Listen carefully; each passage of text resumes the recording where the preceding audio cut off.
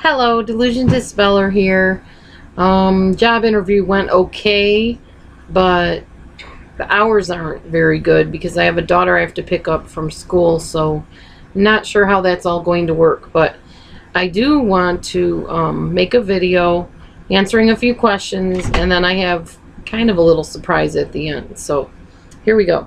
All right, these are viewer questions, by the way. And I am getting over a cold. It's just the tail end of one. So bear with my raspy voice. I'm sorry. And my coughing in between. Okay, somebody wants to know, what is really going on in the mind of a narcissist?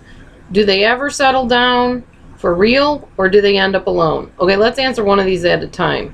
What is really going on in their mind? Well, being that I'm not a narcissist, I can't really tell you what's going on in the mind of one for sure. But there seems to be an awful lot of shame and fear that drives narcissists. And it's not something that you can comfort them over. It's something that's very deep within them. And I think their biggest fear is being found out of what they really are hiding inside, which was the real them way, way back when.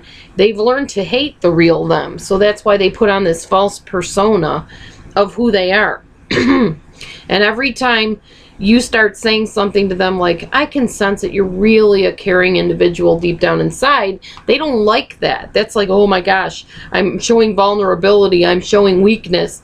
And they panic and they get angry sometimes and lash out at you. Or they try to hide in some way or change the subject or give you the silent treatment because they don't want to believe that there's good in them. They don't want to be good. That's why when you guys come to me, some of you, and say, oh, I see from your videos that I must be a narcissist. Chances are you're probably not, because a true narcissist doesn't recognize any of this stuff in themselves. Not at all. Now, you might recognize that you're being overly angry or uncaring or not letting your feelings show or being emotive. You can notice that, but that does not make you a narcissist. We're talking about somebody who has this really penetrating problem with interpersonal relationships, and it goes throughout all of their relationships and every part of the relationships. There's never a normal with them, except there's what looks like kind of a wooing period where they seem kind of calm and charming and whatever. But, you know, for me, I've noticed with true malignant narcissists, even that beginning valuation phase that they do with you is abnormal. In other words, if they're charming, they're overly charming. If they're affectionate, they're overly affectionate. In other words, they're acting. Another way to put it, they're acting. So what's really going on in their mind when you're with them? Probably don't let her see who you really are, who you don't even know you are anymore. That thing that's always been nagging at you, don't let her see that. And what's been nagging at them is that a long, long time ago, there was once a person that needed affection, that needed to be loved, that needed attention and didn't get that. But they don't want you to know that. And if you try to give them something sensing that they need that, they can't handle that. I know that sounds weird and ironic because you're thinking, wait a minute. When I'm upset or I need a hug, that's what I need. And when somebody comes and gives me a hug, I feel like, oh, that feels better. I'm comforted. They can't be comforted. They will not allow that, because to them that means they're vulnerable and something bad could happen if they show that side of themselves. So you have to really realize that a narcissist is a whole different animal.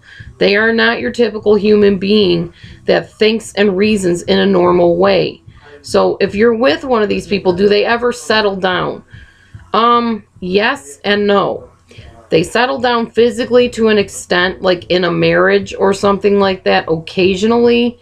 Do they ever settle down in their minds? I don't think so. I really don't. Their minds torment them constantly.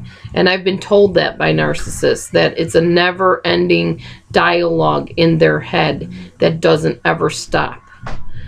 Do they end up alone? Some of them probably do, but my experience, again, is that they always seem to have that one sidekick that stays with them.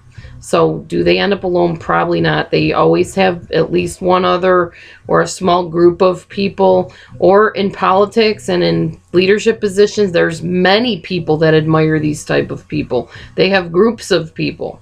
So do they end up alone? Not on the outside. On the inside, they probably feel very alone, because you can be in a whole crowd of people and still feel lonely or alone. So my answer to that is yes and no on all counts. Do they ever settle down? Yes and no. Do they end up feeling or being alone? Sometimes yes, sometimes not. It just depends. There's no one size fits all with a narcissist. Stay tuned. I'm going to do a little bit more on this topic. Thanks.